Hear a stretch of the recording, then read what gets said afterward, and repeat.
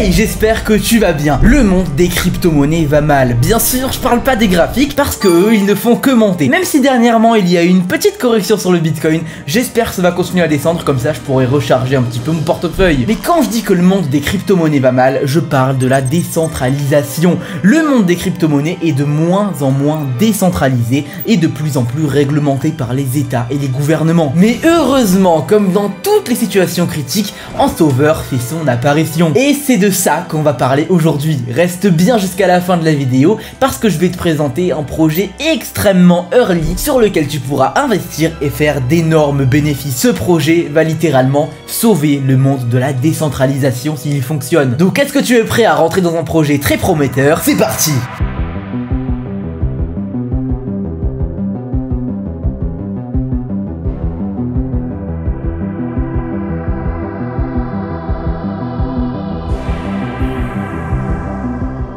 Tout d'abord, je tiens à dire 3 choses très importantes. La première chose, c'est que je vais faire de mon mieux pour que tout le monde comprenne la vidéo, que tu sois débutant ou expérimenté. La deuxième chose, c'est que le format de cette vidéo est complètement différent de d'habitude, de par sa taille et sa qualité. Bien sûr, je te demanderai de liker et de commenter pour me soutenir moi et mon travail. Tu pourras m'aider à référencer la vidéo au maximum pour qu'un maximum de personnes puissent prendre cette opportunité. Je te remercie d'avance. Et la troisième chose, c'est que oui, je ne suis plus flou. En fait, depuis le début de ma chaîne YouTube, j'étais flou parce que j'avais jamais touché de caméra de ma vie. Donc j'avais fait des réglages absolument terribles. Et donc du coup, j'ai quand même passé 1 an et demi et plus de 90 vidéos en étant complètement flou. Mais oublions ça, maintenant je ne suis plus flou, donc tout va bien. Maintenant que tout est dit, voilà le sommaire de la vidéo. Donc on va commencer par expliquer vraiment les fondements du projet, à quoi il va servir. Donc on va commencer par parler de comment il va régler les soucis de décentralisation. Ensuite, on va parler des innovations qu'apporte le projet. Donc à part les soucis qu'il règle, qu'est-ce qu'il apporte de nouveau? Et après avoir parlé un petit peu de tout ça, c'est-à-dire pourquoi investir sur ce projet, qu'est-ce qu'il apporte, qu'est-ce qu'il révolutionne, on va tout simplement parler des pépites qu'il y a sur ce projet, comment investir sur ce projet, sur quelle crypto-monnaie de ce projet investir, enfin bref, en gros, comment faire pour faire de l'argent sur ce projet. Donc si toute la partie analyse fondamentale, pourquoi le projet va fonctionner, etc. ne t'intéresse pas, alors je t'invite à aller à ce timecode pour voir directement comment acheter les crypto-monnaies et quelles crypto-monnaies acheter. Mais en tout cas, si tu es quelqu'un de sérieux, je t'invite à rester jusqu'à la fin de la vidéo pour bien tout comprendre, parce que c'est quand même important de comprendre sur quoi on met de l'argent. En tout cas, commençons et parlons de la blockchain révolutionnaire. On va parler de la blockchain Humanode. Donc c'est une blockchain de niveau 1, de layer 1, donc ça veut dire que la blockchain traite elle-même les transactions qui sont réalisées sur leur propre réseau. Donc ça veut dire que la blockchain valide les transactions et les vérifie par elle-même. En gros, Humanode cherche à répondre à un des objectifs premiers du Bitcoin, qui est du coup de décentraliser les lieux où sont stockés les données et ainsi éviter de nombreux problèmes qui sont ralliés au système fermé, donc le système centralisé. Donc Humanode, c'est une blockchain qui a un fonctionnement et une approche très différente des autres réseaux. Avant d'aller étudier en détail cette blockchain, nous allons nous pencher sur les problèmes que cherche à résoudre Humanode, parce que oui, il y a énormément de problèmes sur les blockchains actuelles. Le premier souci, c'est la décentralisation, les protocoles modernes de Proof of Work et de Proof of Stake. La plupart des blockchains actuelles comme Ethereum qui reposent sur du Proof of Stake ont une résistance. Hop, je vais quand même expliquer ce qu'est le Proof of Work et le Proof of Stake. Si tu le sais déjà, rendez-vous à ce timecode. Commençons par le Proof of Work. En fait, le Proof of Work, c'est une méthode qui est en train de disparaître parce que de moins en moins de blockchains l'utilisent. Elle est principalement utilisée sur le Bitcoin. Dis-moi dans les commentaires, ne triche pas, est-ce que tu t'es déjà demandé comment les mineurs de crypto-monnaies gagnaient des bitcoins? C'est-à-dire d'où viennent les bitcoins qu'ils gagnent? Dis-moi ça dans les commentaires, ne triche pas, tu as 5 secondes. Ok, je vais te donner la réponse. Les mineurs gagnent des bitcoins car ils sécurisent le réseau en minant des bitcoins. Je vais t'expliquer comment ça marche. En minant du bitcoin, chaque transaction sur la blockchain passe par eux et les mineurs valident les transactions des tiers en utilisant la puissance de leur machine. En gros, ils prêtent la puissance de leur machine à la blockchain pour qu'ils puissent valider les transactions. Il faut comprendre que tous les mineurs du monde sont basés sur les mêmes transactions. S'il y a un mineur de bitcoin au Brésil et un mineur de bitcoin en Espagne, ils vont avoir les mêmes transactions sur leur machine. Et donc ces mineurs-là deviennent ce qu'on appelle des validateurs, donc les personnes qui vont valider les transactions sur le réseau. Mais du coup, ça c'est effectivement quelque chose d'assez décentralisé. Mais pourquoi du coup on a créé le Proof of Stake? Je vais t'expliquer, c'est très simple. Le souci avec le Proof of Work, c'est que ça consomme et pollue énormément. Chaque transaction sont des calculs ultra complexes. C'est pour ça que les mineurs deviennent des validateurs et gagnent des bitcoins en prêtant la puissance de leur machine. Parce que pour faire ces calculs ultra complexes, la blockchain a besoin de puissance. Donc des calculs ultra complexes en nombre illimité de mineurs sur la blockchain, donc ça veut dire beaucoup de consommation d'énergie. Parce que plus les mineurs vont miner de crypto-monnaies, plus ils vont consommer d'argent, plus ils vont gagner de bitcoin, etc. etc. etc. C'est une boucle infinie et au final ça pollue énormément. Et c'est pour ça que le Proof of Stake a été créé. Il a été créé parce que le bitcoin était beaucoup trop polluant. Le Proof of Stake consomme 99,99999 moins que le Proof of Work, tout simplement parce qu'il n'y a pas de mineurs et donc pas de calcul complexe. Donc pas besoin de machines hyper compétentes qui tournent en permanence pour pouvoir sécuriser le réseau. Donc comment ça marche pour sécuriser le réseau? Pour sécuriser le réseau, tu dois juste prouver que tu as des tokens. Comment les prouver? En les stackant. Donc ça veut dire que tu les bloques contre un rendement annuel. Donc ça veut dire que tu ne pourras plus toucher à tes crypto-monnaies pendant un certain temps que tu vas choisir et prédéfinir, et en échange tu auras un rendement annuel. C'est le principe du stacking. Vu que tu as bloqué tes tokens, le réseau va te faire confiance. Maintenant, sur le Proof of Work, pour devenir validateur du réseau, tu as juste besoin de miner des crypto-monnaies, en somme. Mais sur le Proof of Stake, tu dois avoir au minimum 32 Ethereum stackés sur le réseau. À partir de ce montant-là, tu es officiellement un validateur et tu as un pouvoir sur les transactions des tiers. Et ça va être au rôle du coup de ces validateurs-là de protéger le réseau de toute personne malhonnête ou de toute transaction suspecte. Maintenant, si ce réseau est sécurisé par simplement des investisseurs qui ont chacun mis 32 Ethereum ou plus sur le réseau, alors ça serait encore relativement décentralisé. Mais le souci, c'est que pour qu'une transaction soit validée sur le réseau, il faut que 51% des tokens que gèrent les validateurs acceptent la transaction, et non pas 51% des validateurs. Donc imaginons maintenant que 100% des tokens que gèrent les validateurs sont équivalents à 10 000 Ethers, donc je pense que c'est quand même beaucoup plus, mais disons que c'est 10 000 Ethers. Imaginons que BlackRock achète 3000 Ethers, ils deviennent donc validateurs sur le réseau. Imaginons maintenant que des instances institutionnelles achètent 2100 Ethers et les stack aussi. Donc ça veut dire qu'entre BlackRock et les instances institutionnelles, ils ont juste besoin de se serrer la main, de faire un contrat entre eux, et à ce moment-là, ils pourront complètement contrôler le réseau, bloquer les transactions qu'ils veulent et accepter les transactions qu'ils veulent, parce qu'ils auront 51% des tokens que gèrent les validateurs. Et donc là, c'est le premier souci du Proof of Stake. Le deuxième souci, c'est les frais ahurissants. Vu que les validateurs sont de vraies personnes, il y a énormément de frais sur ce réseau, et donc forcément, ils doivent être entre guillemets payés par leur APR, donc leur stacking. Et donc c'est avec les frais que tu payes entre guillemets leur stacking. J'espère que jusque là tu m'as suivi. Si c'est pas le cas, pose-moi ta question dans les commentaires, j'essaierai de répondre à tous les commentaires et à toutes les questions, je te le garantis. Maintenant que tu comprends ce qu'est le Proof of Work et le Proof of Stake, tu comprends le problème. La plupart des blockchains actuelles comme Ethereum qui reposent sur du Proof of Stake ont une résistance face aux attaques grâce à leur système de stacking et de validation de transactions. Elles reposent sur le principe qu'une personne ou qu'un groupe d'individus institutionnels ne peuvent pas détenir plus de 51% des tokens du réseau. Cette sécurité est censée protéger les utilisateurs du réseau d'actes malveillants, car pour qu'une personne puisse endommager le réseau, il devra posséder une grosse partie de ce dernier, donc d'Ether pour perturber le réseau. Ce système a ses limites et pose d'énormes problèmes, parce que cela crée des monopoles au sein de la blockchain, avec des validateurs de plus en plus puissants, qui sont parfois des entreprises ou des entités qui peuvent être ralliées à des gouvernements. Avec l'exemple que je t'ai donné tout à l'heure, donc BlackRock qui a 3000 Ethers et des autres instances institutionnelles qui en ont 2100, si ça se passe comme ça, alors du coup, l'Ethereum deviendra un véritable monopole, le Proof of Stake aussi, et donc l'État aura le contrôle complet sur l'Ether. Autrement dit, plus un investisseur a de l'argent et plus il a de pouvoir, donc on est complètement en train de perdre le principe de la décentralisation. L'idée originale de décentralisation est complètement morte, c'est une simple façade derrière laquelle les oligopoles de validateurs et les mineurs possèdent les réseaux et dominent le marché. Et heureusement, Humanode est là pour résoudre ce problème. Donc tu vas me dire comment? Pour faire simple, sur Humanode, on part d'un principe simple. Un humain égale un nœud égale un vote égale un validateur. Tout être humain possède le même pouvoir de décision. Ni son statut social ni sa richesse n'influent sur la blockchain. Chaque individu contribue au réseau et peut prendre des décisions sur celui-ci. N'importe qui peut devenir validateur, il a juste à compléter un KYC, donc ça veut dire un contrôle d'identité pour être sûr qu'une personne se cache derrière un portefeuille et pas qu'une personne se cache derrière 5 portefeuilles, et qu'il stack ses tokens, donc du coup qu'il les bloque contre un rendement annuel pour devenir validateur. Tu peux investir 5 $ et devenir validateur, quelqu'un d'autre peut investir 50 000 $ et devenir validateur, et bien vous aurez le même pouvoir sur le réseau. Parce qu'Humanode considère que tous les humains sont égaux et donc que tous les validateurs sont égaux en termes de distribution de frais, des validations et de votes. Maintenant que j'ai expliqué qu'est-ce qu'Humanode cherche à régler, parlons un petit peu des innovations d'Humanode. Donc qu'est-ce qu'Humanode propose de plus? Pour ça, comparons Humanode aux autres blockchains. Commençons par les points communs. Toute personne peut créer un portefeuille numérique. Pour cela,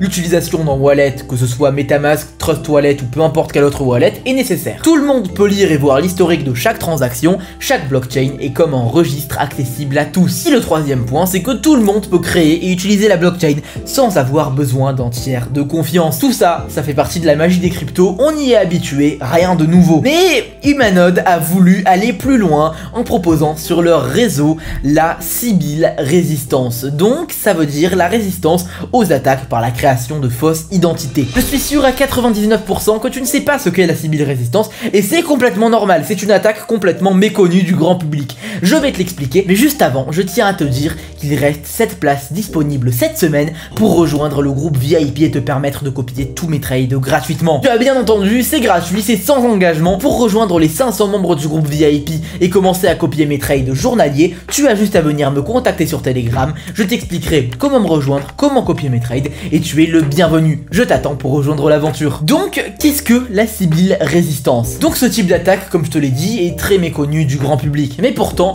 on y est souvent confronté dans le monde des crypto-monnaies. Par exemple, tu as sûrement déjà entendu parler du principe d'airdrop ou tu as même peut-être participé à l'an 2. Eh bien, sache que tu as sûrement été victime de Sybil attaque. Donc si tu ne sais pas ce qu'est un airdrop, c'est très simple, c'est la distribution gratuite d'une crypto-monnaie à destination d'un projet crypto ou d'une communauté. Tu sais qu'un des principes de base de la blockchain, c'est l'anonymat. Donc pour participer à un airdrop, il te suffit simplement d'un wallet. Sauf que sache que beaucoup de personnes utilisent cet anonymat pour se créer plusieurs wallets et donc pour augmenter leurs chances de gagner aux airdrops. Ça leur permet de gagner plus de tokens et plus de crypto-monnaies, donc plus d'argent dans la finalité, mais du coup à ce moment-là, le concours et le jeu est complètement truqué. Donc grâce à la Sybil attaque, tu peux complètement truquer les votes et faire toutes sortes de manipulations. Donc ça pose un problème aux personnes qui initient ce genre d'événement, ainsi qu'aux utilisateurs pour lesquels la distribution sera beaucoup moins équitable, parce que les statistiques sont biaisées. Pour résoudre ce problème, Humanode a proposé des solutions simples et déjà fonctionnelles. La première solution, c'est l'Humanode Biomapper. Donc Biomapper, c'est un outil de reconnaissance faciale privée directement sur la blockchain qui garantit qu'une personne n'a vérifié qu'une seule adresse dans l'application décentralisée. Ça permet de contrer complètement les Sybil attaques vu que un portefeuille est égal à une identité. La deuxième solution, c'est l'Humanode Bot Basher. Bot Basher est un outil sur Discord, donc Discord c'est un endroit qui te permet de créer des communautés. Cet outil te permet d'éliminer les robots, donc les bots, en bio-authentifiant tes utilisateurs. En ajoutant ce bot à ton serveur Discord, tu peux t'assurer que les utilisateurs qui ont obtenu le rôle vérifié par le bot sont vraiment des individus uniques et vivants. Il faut savoir que le Bot Basher est entre guillemets implanté dans tout Discord. C'est-à-dire que si Bot Basher est installé dans un autre serveur, l'utilisateur y sera automatiquement authentifié également. Et la troisième chose que Humanode a proposé, c'est le service OAuth 2.0. Intègre la vérification biométrique privée directement dans ton application. C'est déjà un protocole largement répandu et éprouvé par des centaines de librairies pour n'importe quel langage de programmation. Il est important de noter que le Biomapper ainsi que le Bot Basher utilisent plus de 60 intelligences artificielles pour permettre une précision inégalée de la reconnaissance faciale de l'utilisateur. Et bien sûr, n'oublie pas que Humanode est jeune et il y a déjà ces 3 services, donc ça veut dire que forcément Humanode propose d'autres services qui sont encore en développement. Maintenant qu'on a vraiment tous les services d'Humanode, qui utilise Humanode pour l'instant? Donc jusqu'à maintenant, plus de 538 communautés Discord ont déjà intégré Bot Basher. Parmi ces 538 communautés, on a des très gros noms, qui est la crypto-monnaie SEI, qui est le top 53 de CoinMarketCap, Nibiru, Chain qui a 608 000 abonnés sur Twitter, Tascon, Indig, Bitmart, etc., etc. Au total, plus de 415 000 personnes ont vérifié leur identité via Botbasher. Mais au final, qui sont les partenaires d'Humanode? Qui supportent et qui financent le projet? Donc Humanode, il faut savoir que c'est en lancé projet publiquement en 2021. Donc il y a eu des années de développement nécessaires pour lancer la blockchain Humanode, une levée de fonds de plus de 4 millions de dollars en 2022 et au final, des personnes clés de l'écosystème crypto soutiennent ce projet. On y retrouve Crypto.com, Republic Capital, Follow the Seed, mais surtout les créateurs d'une des blockchains les plus utilisées au monde, Polygon. Sandeep Nailwal et Janti Kanani, je sais pas si on les prononce comme ça leur prénom, mais en tout cas j'ai fait de mon mieux. Donc les fondateurs de Polygon ont personnellement investi et soutenu le projet Humanode. À l'avenir, on va même pouvoir voir naître des partenariats entre blockchains et ça, c'est magnifique. Jusqu'à maintenant, on a vu pourquoi la blockchain Humanode allait être un grand succès, mais maintenant, parlons un petit peu du graphique. Qu'est-ce qui va monter, qu'est-ce qui va descendre, pourquoi ça va monter, pourquoi ça va descendre. D'un point de vue investissement, on va voir pourquoi HMND est une très bonne crypto à ajouter à son portefeuille. Il faut savoir que Humanode utilise HMND comme gas fee. Donc c'est un petit peu comme l'Ether de la blockchain. Le gas fee, c'est ce qui permet du coup de payer les frais de transaction. Donc dès que tu vas faire une transaction sur Humanode, les frais de transaction seront payés en HMND. Donc il y a de nombreuses raisons d'être bullish sur HMND. Tout d'abord, le projet est largement sous-évalué. La plupart des autres Layer 1 ont une moyenne de capitalisation de centaines de millions de dollars, voire même milliards de dollars. Et là, on n'est qu'à 10 millions de market cap pour le moment. Donc le potentiel de croissance est énorme pour attraper les autres cryptos dans cette catégorie. La deuxième raison, c'est que les projets qui utilisent l'IA sont sous les feux de projecteurs cette année. Quand ce sera le tour d'Humanode, on risque de voir le prix exploser à la hausse. L'équipe derrière le projet est en phase finale du processus de listing sur HMND sur de nombreux exchanges centralisés populaires. On attend le listing sur Bybit, Coinbase, MEX ou d'autres exchanges comme peut-être même Binance dans un avenir proche. Il faut savoir que les annonces de listing risquent de tomber très prochainement et un des énormes autres avantages de Humanode est son liquidity stacking qui propose un rendement allant de 100 à 500% par an. Donc ça bien sûr c'est réservé aux personnes qui ont vérifié leur identité pour devenir validateurs du réseau comme on l'a dit précédemment dans la vidéo. Tous ces éléments font que HMND est une valeur sûre et un investissement qui peut être très prometteur. De nombreux influenceurs commencent à découvrir Humanode et de nombreuses personnes comme moi s'attendent à voir le HMND atteindre une capitalisation de plusieurs centaines de millions de dollars pendant ce bull run. Maintenant, les pépites de Humanode. Je pense que tu as attendu ça pendant toute la vidéo, à part si tu as skip au timecode au tout début de la vidéo. Mais en tout cas, il faut savoir que 3 tokens sont sortis sur le réseau pour le moment. Ça leur donne une crédibilité sur le très long terme sur cette blockchain. Parce que ça a tout simplement été les premières crypto-monnaies à se lancer sur cette blockchain. Donc forcément, une certaine notoriété leur sera accordée à vie. On va commencer directement avec le plus intéressant. Ce token, c'est une crypto-monnaie extrêmement mystérieuse pour le moment. Son nom est le MBG. Ce token est sorti il y a un peu plus d'une semaine avec un market cap de 0$ et une supply de 1 million de tokens seulement. Et bien sûr, tous les tokens étaient en circulation dès le lancement du projet. Donc il n'y aura aucune inflation du token à prévoir. Donc du coup, la tokenomique est très simple. 1 million de market cap est égal à 1$ par token. D'après le Twitter du projet, MBG veut s'introduire dans l'écosystème Humanode dans la partie Decentralized Finance et Bridge du projet. Ils veulent donc apporter différentes choses dans ces deux catégories. Si les différents objectifs fixés sont atteints sur le token, on pourra le voir décoller à l'avenir, ayant actuellement un market cap de seulement 10 000$. Oui, 10 000$, c'est vraiment rien du tout. On est super early sur le projet. D'ailleurs, je vais tout de suite te montrer comment acheter cette crypto-monnaie. Allez, on passe sur le PC. Donc voilà déjà le graphique du projet. Le lien du graphique sera dans la description de la vidéo. Si on descend un petit peu, on aura accès à échanger sur Impossible Finance. Donc on clique sur le lien et ça va nous ouvrir une page Impossible Finance. Donc il faudra bien sûr connecter notre wallet, que ce soit MetaMask, Wallet Connex, etc.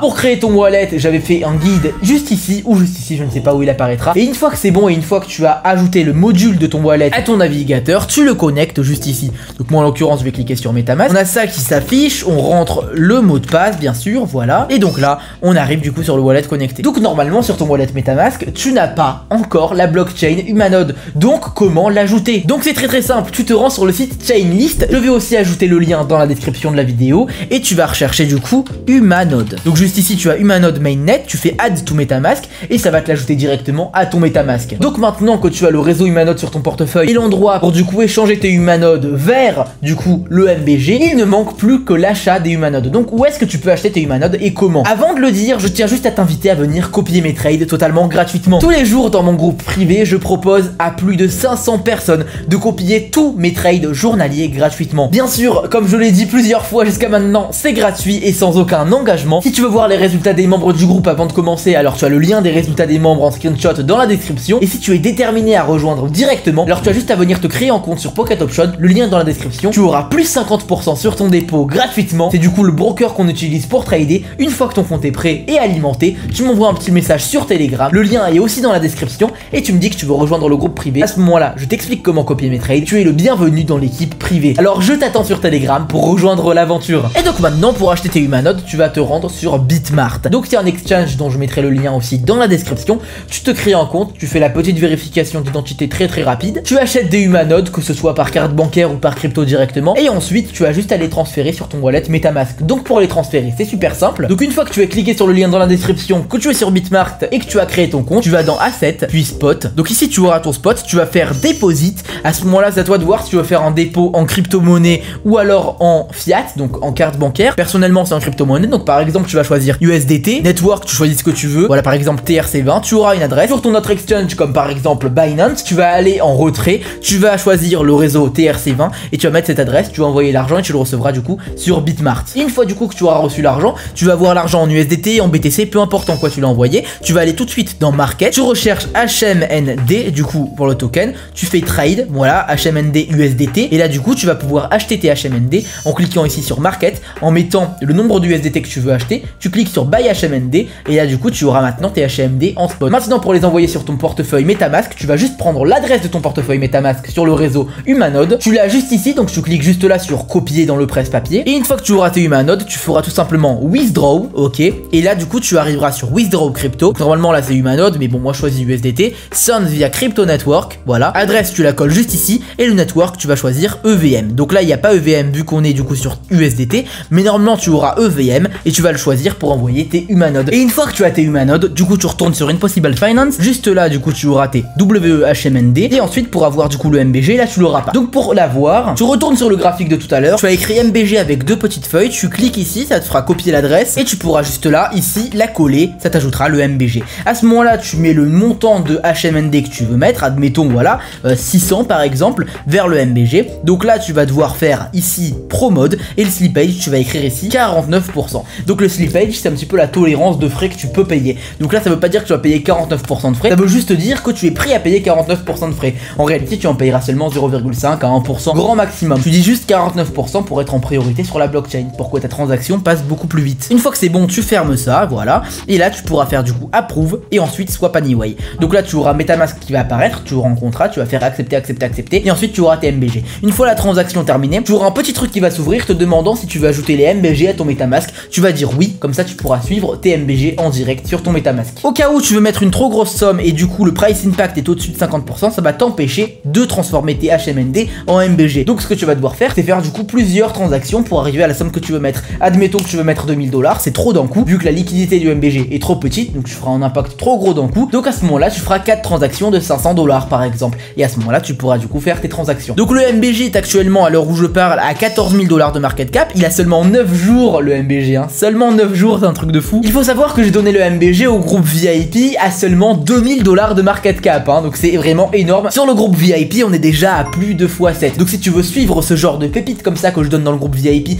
et pour pouvoir y entrer bien avant que je sorte la vidéo là-dessus, pour pouvoir être là en priorité, et bien sûr du coup tu pourras aussi copier mes trades, tu m'envoies un message sur Telegram et tu es le bienvenu. Donc maintenant que tu sais comment acheter des MBG, c'est exactement la même chose pour les deux autres crypto-monnaies. Les deux autres tokens sont des meme coins. Il s'agit de HumanPP et de Woofy. Ces deux meme coins ont l'énorme chance d'être les premiers tokens à être sortis sur cette blockchain. Ils ont également un énorme potentiel de croissance au vu de l'adoption que Humanode pourra connaître dans les mois à venir. Woofy a un market cap de seulement 20 000 $ et HumanPP a un market cap de seulement 50 000 $. Pour rappel, investir sur des tokens aussi petits comporte un énorme risque et ils sont forcément très volatiles. Mais moi je parie sur la blockchain Humanode pour l'avenir et pour sauver la décentralisation. J'espère que cette vidéo t'a plu. N'oublie pas de venir copier mes trades, c'est totalement gratuit, de liker, de t'abonner et de laisser un joli commentaire pour m'aider au référencement de la vidéo. En tout cas, je te souhaite une super journée ou une super soirée. Bye.